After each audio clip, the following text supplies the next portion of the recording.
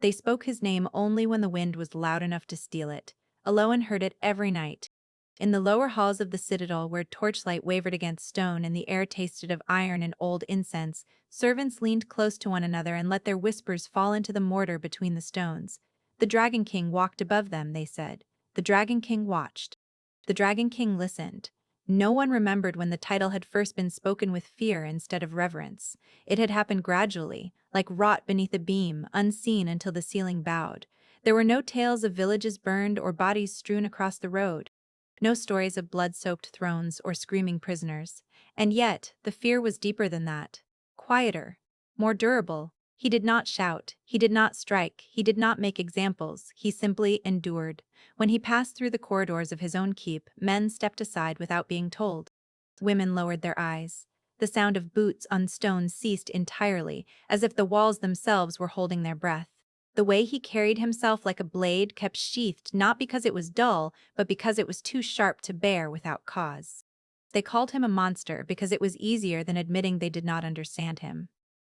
High above the whispering halls, in a narrow gallery where stained glass filtered moonlight into pools of blue and ash, she stood alone with a basin of water and a folded cloth. Her task was small and unimportant. Wipe the dust from the sill, refill the candles before dawn, but she did it carefully, as she did everything. Not out of fear of punishment, out of habit. She had learned long ago that care, given quietly, had its own strength. Her name was Elowen. It was not a name anyone important remembered. She had been brought to the citadel years ago, young but fully grown, old enough to work and old enough to understand silence, too old to cry for her mother and too young to be useful at anything but watching. Over time, watching had become her gift. She noticed the way smoke lingered in corners where air did not move, the way certain stones stayed warm longer than others, the way people revealed themselves not in what they said, but in what they avoided.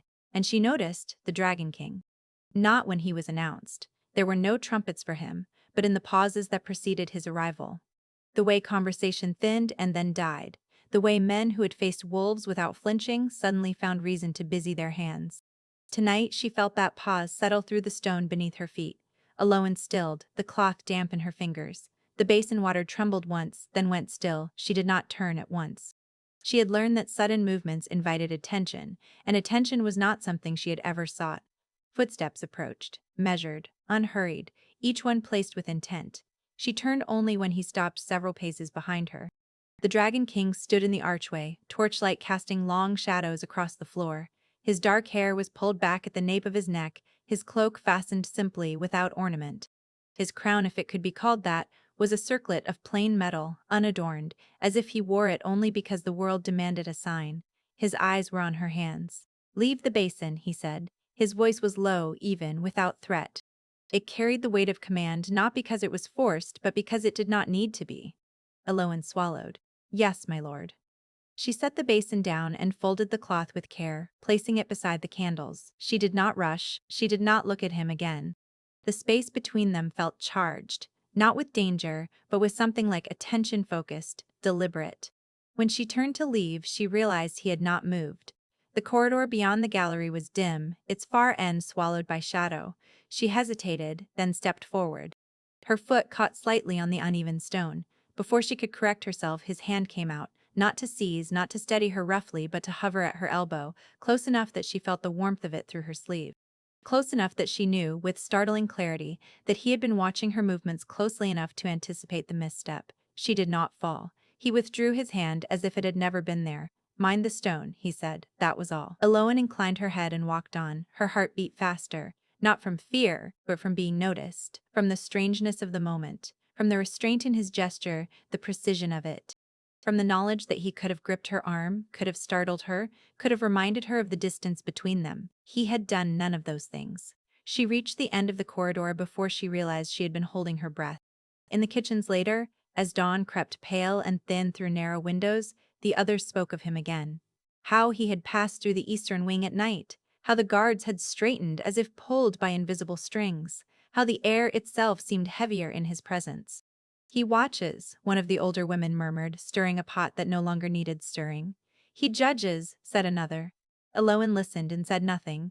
She thought of the hovering hand, the warning given softly, The way his eyes had not lingered anywhere they should not. Days passed, then weeks. The citadel moved as it always had. Bells at dawn, prayers at dusk, the steady rhythm of service and silence. Eloan was assigned to the upper corridors more often now, though no one said why. She dusted alcoves and replaced candles in chambers that were rarely used. She learned which doors were never to be opened, which windows looked out over sheer drops where the wind howled like something alive, and she learned his patterns. He walked the same paths each night. He paused at the same windows. He stood in the same shadowed corners, as if listening for something only he could hear. Once, she found him in the long hall of banners, where the colors had faded to ghosts of themselves. He stood alone, hands clasped behind his back, staring up at a torn standard whose sigil had long since been forgotten. She froze, uncertain whether to retreat. He did not turn. "You may continue," he said. She did. Slowly. As she passed behind him, she saw that his shoulders were tense, not with anger, but with effort, as if holding something in place. Another night, she came upon a cluster of guards at the far end of a passage, their voices hushed and urgent. When they saw her, they fell silent. "He's near," one whispered, not to her but to the others. Eloan stepped past them, her task unfinished. Her hands shook slightly, though she could not have said why. When she reached the end of the passage, she saw him standing there, facing a narrow window slit. The moonlight caught the edge of his profile. His expression was unreadable. Behind her, a guard shifted. The sound was small, but in the stillness it echoed. The Dragon King did not turn. "Enough," he said. The guards froze. "I will not have fear practiced like a skill," he continued. "Return to your posts." They obeyed at once, relief plain on their faces. Eloan stood alone with him again. She waited for him to dismiss her. He did not. Instead, he stepped aside, giving her room to pass. As she did, she felt his gaze follow her, not possessive, not assessing, but intent. As if she were something fragile he had chosen not to touch. That night, she dreamed of fire held in a closed fist. The first time he spoke her name, it startled her more than his presence ever had. "Eloan." She turned, heart leaping. He stood at the threshold of the scriptorium, where she was replacing a cracked candle. The room smelled of parchment and dust, of ink dried long ago. "Yes, my lord? You need not come to the upper gallery tonight," he said. "The wind is strong." It was an odd thing to say. The wind was always strong at that height. She hesitated. "As you wish." He nodded once and turned away. She remained where she was for a long moment after he left, her mind racing. He had known her name. He had remembered it. He had adjusted her duties, not as a command, but as a consideration. "Monster," they said. She thought of the way he redirected guards instead of allowing them to feed their fear, the way he positioned himself between shadowed corridors and those who passed through them, the way he never raised his voice. The private moment came on a night when the citadel was restless. Storm clouds pressed low against the towers, and the wind screamed through the arrow slits like a living thing. Candles guttered, doors groaned. Eloan was carrying a basket of linens down a narrow stair when the lights went out. Darkness swallowed everything. She froze, her breath catching. The stair was steep, the steps uneven. One wrong move could send her tumbling. "Stay where you are," his voice said from below. She had not heard him approach. She could not see him. "I am here," he continued, calm as ever. "Do not move." She obeyed, her fingers tightening around the basket handle. Footsteps sounded, slow and deliberate, until he was close enough that she could make out his shape against the deeper dark. He held a torch, its flames shielded by his body. He did not reach for her. He did not crowd her. "The storm will pass," he said, as if that were the only thing that mattered. "I know," she replied, surprised at the steadiness of her own voice. For a moment they stood there, the world reduced to flickering light and the sound of the wind. She realized then that she was not afraid, not of him, not of the dark. The fear that had tightened her chest when the lights went out had eased, replaced by something like trust. He stepped aside, illuminating the stair. "Go," he said. As she descended, she glanced back once. He remained where he was, holding the torch until she reached the bottom. Later, alone in her narrow chamber, Eloan lay awake and stared at the ceiling. The storm raged on, but inside the walls there was only quiet. Fear, she realized, was not what surrounded him. Fear was what he held back. And for the first time, curiosity outweighed the caution she had carried all her life. Not because the monster was less frightening than the stories, but because, in his presence, she felt something she had never expected to feel at all. Safe. Chapter 2. What the world doesn't see. The citadel learned fear the way stone learned cold. It seeped inward, settled into cracks, became part of the structure. No one could point to the moment it began, only that it had grown, quietly, inexorably, until it shaped how people walked, spoke, breathed. The Dragon King did nothing to stop it. He did nothing to encourage it either. That, Eloin came to understand, was what unsettled them most. In the days following the storm, the keep felt altered, as though something unspoken had shifted its weight. Servants moved more carefully. Guards lingered longer at their posts. When his footsteps echoed through the halls, conversations stilled with the same practiced ease as always. But now there was something sharper beneath it. Expectation, perhaps, or dread waiting for proof. None came. He passed through the great hall one morning while the household broke fast. The long tables fell silent as if a single breath had been drawn and held. He did not look at them. He did not acknowledge the quiet.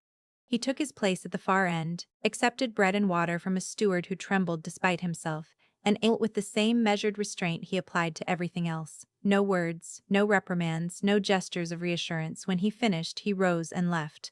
Only then did the hall exhale. Eloin watched from the edge of the chamber, her hands folded in her apron. She had been tasked with clearing cups once the meal ended, but she had paused when he entered, as she always did. Not from fear, no, not that, but from awareness. He did not look at her either. And yet she knew, with the quiet certainty she had learned to trust, that he was aware of where she stood. Her duties took her near him more often now, though still never directly to him. She moved through adjoining corridors, shadowed stairwells, side chambers that opened briefly into larger halls before closing again. The citadel was a maze of thresholds, and Eloin had learned its subtleties well. Where echoes traveled, where drafts warned of opening doors, where silence meant someone was listening. She learned that he never walked without purpose. He paused at windows not to admire the view, but to watch the approaches. He lingered near stairwells when the keep was busiest, positioning himself where his presence alone slowed the flow of movement. He stood, sometimes for long moments, at the mouth of narrow passages, blocking nothing, commanding no one, yet altering the path of everyone who passed. Fear did the work for him. One afternoon, as sunlight slanted pale and cold through the high windows, Eloin found herself alone in the west passage, her arms full of folded linens. The passage curved sharply, its stone walls close enough that her shoulders nearly brushed them. It was a place servants avoided when they could. The echoes were wrong there. Sounds lingered too long. She heard raised voices ahead, not shouting, tense, fractured. She slowed, her steps careful. The voices belonged to two men guards by the sound of their boots. She caught fragments of words as she drew closer. Doesn't look at you when he speaks. As if he knows. They say he never sleeps. She rounded the corner and froze.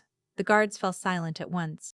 The Dragon King stood between them and the far end of the passage, his back to the wall, his posture relaxed in a way that was anything but. His gaze was fixed on the guards, unreadable. Eloin felt the air tighten. One of the men swallowed. "My lord, we did not hear you approach." "I know," the Dragon King said. His voice was even, devoid of accusation. The guards shifted, uncertainty etched into every line of their bodies. Eloin's heart pounded, not for herself, but for what might come next. She had seen fear flare into cruelty before, had seen men wield authority like a cudgel simply because they could. The Dragon King did not move. "You are relieved of duty for the afternoon," he said. "Report to the South Tower at dusk." The words were simple, measured. The guards exchanged a glance, confusion plain. "My lord, have we?" "No," he replied, "you have not." He held their gaze for a moment longer, then stepped aside. They did not hesitate. They passed him quickly, heads bowed, boots striking stone too loudly. Only when they were gone did Eloin realize she had been holding her breath. The Dragon King turned then, his attention settling on her. She stiffened, instinct urging her to lower her eyes. She did not this time. She met his gaze, steady though her pulse raced. "You should avoid this passage," he said. "I know," she replied quietly. A pause stretched between them. "Why are you here?" he asked. It was not a challenge, it was a question. "Eleanor asked for clean linens," she said. The west doors were closest. His eyes flicked to the bundle in her arms, then back to her face. "You may use the south passage in future," he said. "It is longer, but safer." She nodded. "Yes, my lord." He did not dismiss her at once. He stood there as if weighing something unseen. Eloin felt the weight of his attention, not oppressive but deliberate. "They speak carelessly," he said at last. She understood then that he was referring not to the guards' duties but to their words. They fear what they do not understand, she said before she could stop herself. The silence that followed was deep enough that she wondered if she had overstepped. She had not been asked her opinion, she had spoken anyway. For a long moment he did not respond. Then, quietly, yes. He inclined his head just enough to acknowledge her and stepped past her, his shoulder brushing the wall to give her space. The passage felt suddenly wider, as if his presence had reshaped it. Aloan watched him go, her mind racing. He had not punished them, he had not corrected their fear, he had simply removed them from the place where fear could grow sharper. That night, she understood something important. He did not demand loyalty. He did not ask to be understood. He protected by subtraction, by removing danger rather than confronting it. The realization followed her through the days that came after. When a young kitchen maid stumbled carrying a tray near the great stair, it was the Dragon King who appeared at the foot of the steps, his presence halting the flow of foot traffic until the girl had recovered. He said nothing to her. He did not look at her for longer than courtesy required. But the corridor remained clear until she was gone. Elowen saw it all. She also saw the cost. At night, when the citadel slept, she sometimes glimpsed him alone in the open galleries, his hands clasped behind his back, his shoulders drawn tight as if holding up a weight no one else could see. He did not pace, he did not fidget. He stood, motionless, facing the dark beyond the walls. Once, emboldened by something she could not quite name, she brought him a candle. She had found him in the north gallery where the wind cut sharp and cold. He stood near the open arches, the moon casting silver along the stone floor. The shadows pooled thickly behind him. "My lord," she said softly. He turned at once as if he had known she was there long before she spoke. "You will catch cold," she added, holding out the candle. He looked at it, then at her. "I do not require?" "You stand here often," she said. "The wind is strong." The words echoed something he had once said to her. He hesitated. Then he accepted the candle. Their fingers did not touch. "Thank you," he said. She inclined her head and turned to leave, her heart racing. She had not asked permission. She had not been instructed. Behind her, he said her name, Elowen. She turned. "You need not do this," he said. "It is not your duty." "I know," she replied, another pause. The wind sighed through the arches. "Then why?" he asked. She searched for an answer that would not feel like presumption. "Because no one else does." His gaze sharpened, not with anger but with something like surprise. He studied her as if seeing her anew. "Be careful," he said at last.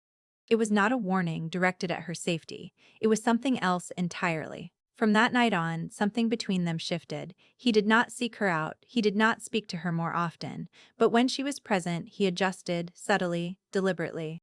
He stood where she would not have to pass too close to others. He paused his steps when he sensed her approaching from behind, giving her space to pass without being startled.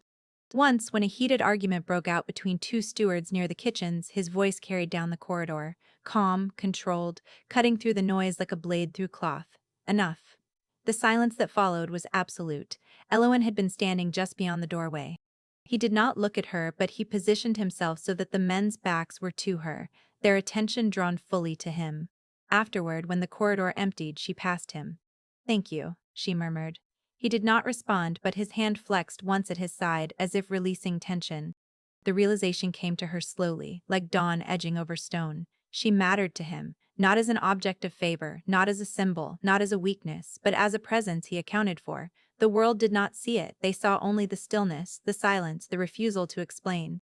They mistook restraint for cruelty, distance for disdain. They did not see the way he shifted his weight to shield her from crowded halls. They did not hear the care in his warnings, the quiet adjustments made without acknowledgement. They did not know how safe she felt standing near the man they feared most. The truth settled in her chest, heavy and undeniable. Whatever he was to the world, to her he was something else entirely. Chapter 3. The one he honors devotion, Elowen learned, was not loud. It did not announce itself, it did not demand recognition, it did not bend others to its shape. True devotion moved quietly, altering the world through absence rather than force, through what was refused, what was restrained, what was endured without witness. The Dragon King never spoke to her of feeling. He did not name what lay between them. And yet, it became impossible not to see. It revealed itself in the smallest things. In how he adjusted the pace of his stride when he sensed her nearby, never hurrying her, never leaving her behind. in how he chose where to stand when rooms grew crowded, always placing himself where his presence redirected others away from her path without her ever needing to ask, in how his gaze never lingered yet missed nothing. Eloan became aware that when she entered a chamber, tension shifted, not because of her, but because of how he responded to her presence. His shoulders eased a fraction. His stance softened, not into vulnerability, but into something less rigid, as though the burden he carried settled differently when she was near. It unsettled her at first. She was accustomed to being unnoticed. Her life had been shaped by invisibility, by learning how to exist without drawing attention, how to observe without being observed. To matter in this quiet, unspoken way felt dangerous, like standing too close to a flame, uncertain whether it would warm or burn, and yet she did not step away. The moment that made it undeniable came on a night heavy with incense and unease. The Citadel was hosting a small gathering, nothing formal, nothing celebratory. A handful of nobles passing through granted temporary shelter within the outer halls. Their presence brought noise with it. Laughter too sharp. Voices too loud for stone walls that remembered older, quieter things. Eloin had been sent to replenish the candles along the upper corridor overlooking the hall. From there, she could see the gathering below through carved balustrades, flickering light, richly dyed cloaks, faces animated by wine and false ease. The Dragon King stood apart from them. He always did. He occupied the shadow near one of the great pillars, his presence a boundary no one crossed. Conversation bent around him, laughter dimmed in his proximity. Even the boldest among them avoided his gaze. Eloin worked quickly, aware of the unease crawling along her spine. She did not like the sound of their voices echoing upward. It felt intrusive, like hands where they did not belong. She sensed him move before she saw him. He had turned, his attention lifting toward the gallery. Their eyes met. It was brief, unremarkable to anyone else, but something passed between them, an understanding so swift and quiet it barely registered as thought. She did not realize she had slowed until she felt it, the subtle shift in the air, the way the noise below seemed to dull. He had moved closer to the base of the stairs leading up to her level, not to summon her, not to watch her, to block the way. One of the nobles laughed too loudly, his gaze lifting, following Eloin's movement along the rail. She felt it like a touch she had not consented to. The Dragon King stepped fully into view. He did not look up at the man, he did not acknowledge him at all. He simply stood at the foot of the stairs, his posture calm, his presence absolute. The noble's laughter faltered. Eloin's hands steadied. She finished her task and descended, her steps measured. The Dragon King did not look at her as she passed, but his body angled just enough that she walked through a space that felt cleared, claimed, not owned, but guarded. When she reached the far corridor, she stopped. Her heart was beating too fast. She waited. He joined her moments later, the noise of the hall swallowed by thick stone walls. The corridor was dim, lit only by distant sconces. Shadows lay heavy along the floor. "You need not linger," he said. "I was not lingering," she replied. A pause. "I know," he said. She gathered her courage, fragile but determined. "You did not have to do that." His gaze lifted to her face, steady and intent. "Yes," he said, "I did." The words settled between them, weighted but unadorned. She searched his expression, finding no heat there, no hunger, no expectation. Only certainty. "Why?" she asked softly. The corridor seemed to hold its breath. "Because," he said, "your peace matters more than their comfort." Something in her chest loosened at that, not fluttering, not thrill, but a deep, grounding recognition. He was not protecting her because she was weak. He was protecting her because he chose to. From that night on, his devotion no longer hid itself in the margins. It became visible in the way he refused certain paths through the Citadel if they brought him too close to her unprepared. In how he waited. Patient, deliberate, until she had finished speaking before responding, even when others were present. Most striking of all was what he did not do. He never touched her, not accidentally, not in passing, not even in moments where proximity made it natural. His restraint was absolute, as though the boundary between them were sacred ground. Once, in the scriptorium, she dropped a stack of parchment. Sheets scattered across the floor, skittering like pale leaves. She knelt at once, flustered. Another pair of hands appeared beside hers, but they did not reach for her. They gathered the parchment instead, careful, precise. When she looked up, he was already rising, the papers neatly stacked in his arms. "You may take them," he said, offering them to her without stepping closer. Their fingers brushed despite his care. The contact was fleeting, barely there, but it sent a shock through her, sharp and clarifying. She felt it not in her skin, but deeper, as if something long dormant had been acknowledged and then deliberately set aside. He withdrew at once. "I apologize," he said. "For what?" she asked, her voice unsteady. "For the risk of discomfort," he replied. She stared at him. No one had ever spoken to her that way. As if her comfort were not assumed, not overridden, but actively guarded. That night, sleep eluded her, not because of longing. Because of reverence, she realized, was harder to bear than desire. The emotionally intimate moment came not through closeness, but through distance. It was late. The citadel lay quiet, wrapped in deep shadow. Eloan had been sent to deliver a message to the inner gallery, an errand usually reserved for higher servants, but there had been no one else awake. She hesitated at the threshold, aware of where she was. The inner gallery was where he stood most often when the weight grew heavy. He was there now. He did not turn when she entered. He stood at the open arch, gazing into the night beyond the walls. The moon outlined him in silver, casting his shadow long across the stone. "My lord," she said quietly. He inclined his head. "You should not be here." "I know," she replied, echoing herself again. "But I was sent," she delivered the message. He acknowledged it with a nod. She should have left. Instead, she lingered. "Why do you stay here so often?" she asked, her voice barely more than a breath. He did not answer at once. At last, "Because here no one watches." She stepped closer, but not too close. She stood beside him, a respectful distance between them, gazing out into the darkness. "You are watched everywhere," she said. "Yes," he agreed. The wind stirred, cool and steady. "Does it weigh on you?" she asked. He was silent for so long she thought he might not answer. "Yes," he said finally, "but that is not what burdens me most." She waited. "That burden," he continued, "is knowing that if I were to be seen as I am, the fear would grow sharper. And those under my care would suffer for it." She understood then. He carried the monster so others did not have to. "You do not frighten me," she said. He turned to her then, fully. His gaze held hers, not intense, not consuming, but profoundly still. "I know," he said. The words were not relief. They were devotion.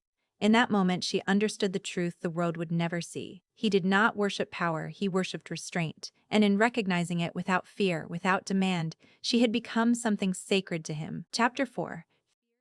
Fear, when it sharpened, became a tool. Eloan saw it first in the way the citadel breathed. Doors that once remained ajar were now shut with care. Conversations ended more abruptly. Even the stone corridors seemed to tighten, their silence no longer passive but expectant, as though the walls themselves waited for something to go wrong. The Dragon King did not change. That was what unsettled them. The nobles who lingered under the citadel's roof began to speak more freely among themselves, mistaking silence for permission. Their whispers carried further than they intended.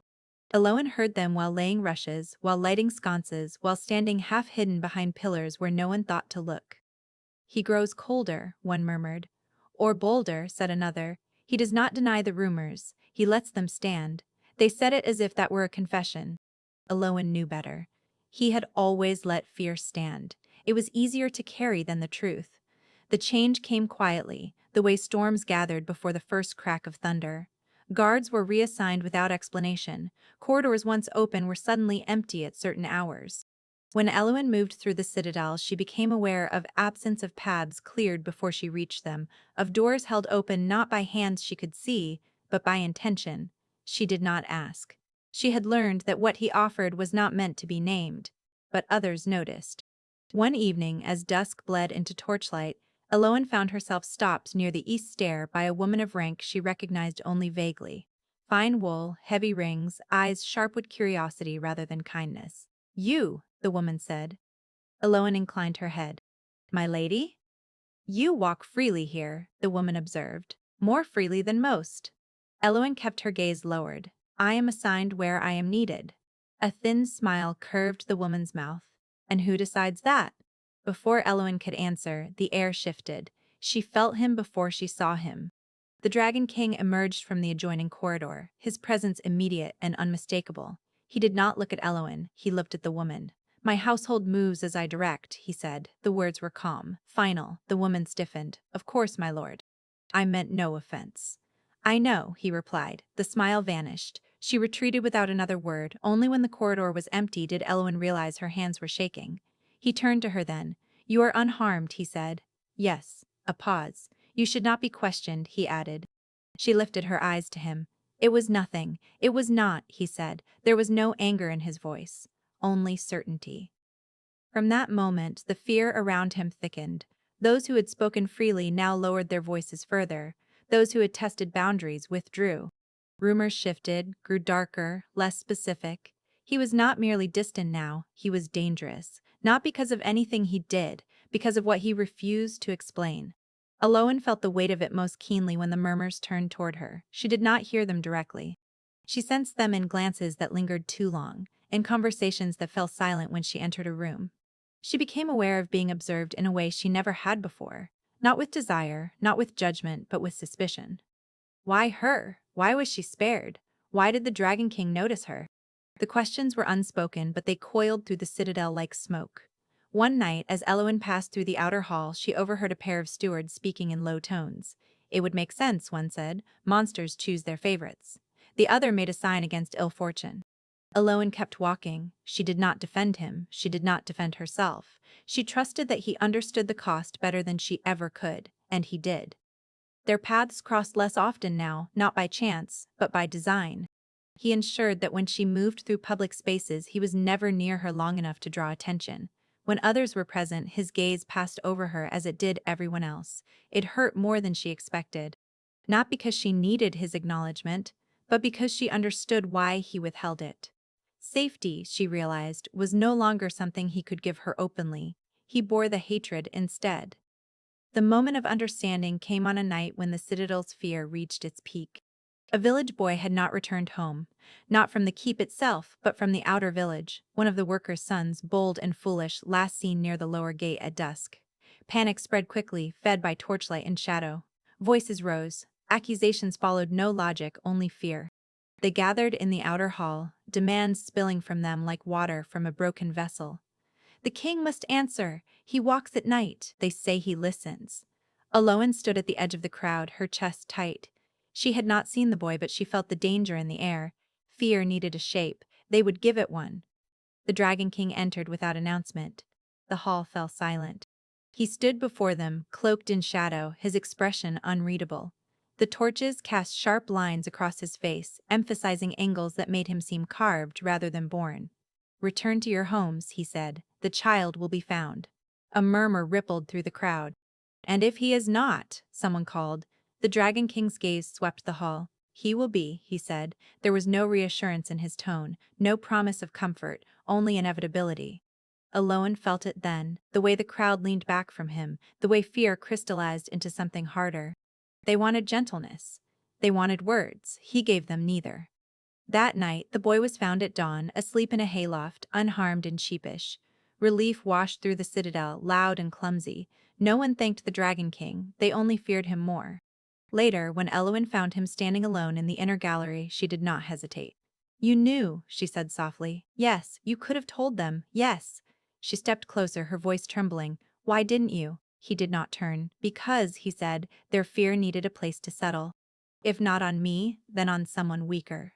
She felt tears sting her eyes. "You let them hate you," she whispered. He turned then, and for the first time in days his gaze met hers fully. "Yes." The word fell like stone. Something inside her broke open, not grief, not longing, but a fierce, aching clarity. "You do this for them," she said. "For all of them. For you," he replied. The world seemed to narrow to that moment. "You will not be safe," he continued, "if I am seen to soften. They will look to you as the cause." She understood. The distance, the silence, the refusal to acknowledge her in public. It was not withdrawal, it was sacrifice. "I can bear it," he said, as if reading her thoughts. "They may fear me. That is a burden I chose long ago." She took another step closer, careful, deliberate. "And what of you?" she asked. His expression did not change. "I endure." The simplicity of it struck her harder than any confession could have. She reached out not to touch him but to rest her hand against the stone beside his, close enough that he could feel her presence, far enough to honor the boundary he kept so fiercely. "I see you," she said. For a moment, just one, his composure faltered, not in weakness, in recognition. The citadel would never know this truth. They would whisper, they would fear, they would shape him into the monster they needed him to be. He would let them. Because loving her meant protecting her not only from danger, but from being seen. And she understood then the true cost of his devotion. Chapter 5. Accept her. The citadel returned to its rhythms, but something fundamental had changed. Not in the halls where fear still walked openly, not in the whispers that clung to corners and stairwells, not in the way his name fell heavy from tongues that never dared to speak it loudly. The change lived elsewhere. It lived in Eloin. She no longer wondered who he was. The question had dissolved, replaced by certainty so quiet it felt like something she had always known and only now remembered. He was still feared. He remained distant, untouchable, carved from restraint and silence. In public spaces, his gaze passed over her without pause. In crowded halls, he positioned himself where his presence drew eyes away from her, never toward. He did not soften. He did not explain. He did not correct the stories that sharpened with each retelling. The monster endured, and she let him. That was her choice, because she understood now that devotion did not require witness. It required trust. Their private certainty unfolded not through meetings arranged or words exchanged, but through alignment. Through the quiet way their paths curved toward one another without crossing when others watched, and how they found each other in spaces where no one else lingered. The North Gallery, at dawn. The inner stair just before night prayers. The narrow passage beside the scriptorium, where torchlight dimmed and the stone remembered fewer footsteps. Here, they stood together without pretense. One evening, as twilight bled violet across the sky, Eloin found him at the gallery rail, his hands resting on the cold stone. The city below lay quiet, smoke rising in thin threads from hearths just lit. He did not turn when she approached. "You should not be here," he said, the words familiar now. "I know," she replied, equally familiar. She stood beside him, leaving the space he always required. She did not reach for him. She did not need to. "I will be leaving soon," he said. Her breath caught, not in fear, but in awareness. "For how long?" "Some days," he said. "Perhaps longer." She nodded, absorbing it without protest. "They will say it is because of unrest," he continued. "They will be wrong." She waited. "There are places," he said slowly, "where fear grows unchecked, where it feeds on itself. I go there when it becomes too loud." "To remind them?" she asked. "To endure it," he corrected. She turned her head, studying his profile in the fading light. "And who endures it for you?" He was silent. She answered for him softly. "No one." The wind stirred, lifting the edge of his cloak. "I will return," he said. "I know," she replied. He turned then, finally, and looked at her. There was no intensity in his gaze, no demand, only the depth of something unshakable. "You do not ask me to stay," he observed. "I would never," she said. "Why?" "Because," she said, choosing her words with care, "your devotion is not proven by proximity." A long pause followed. "You trust me," he said. "Yes." The word required no emphasis. That night, she watched him leave from the high wall, her cloak drawn tight against the cold. She did not wave. He did not look back. The space between them was filled not with absence, but with understanding. The days passed. Fear shifted again, restless without its anchor. Some spoke of omens, others of threats unseen. Eloin moved through it all unchanged, her steps steady, her gaze clear. She did not defend him. She did not contradict the stories. She carried the truth quietly, the way one carried a flame through wind-shielded, deliberate, unseen. When he returned, it was before dawn. She felt it before she knew it. A subtle easing in the air. A familiar stillness settling into the stone.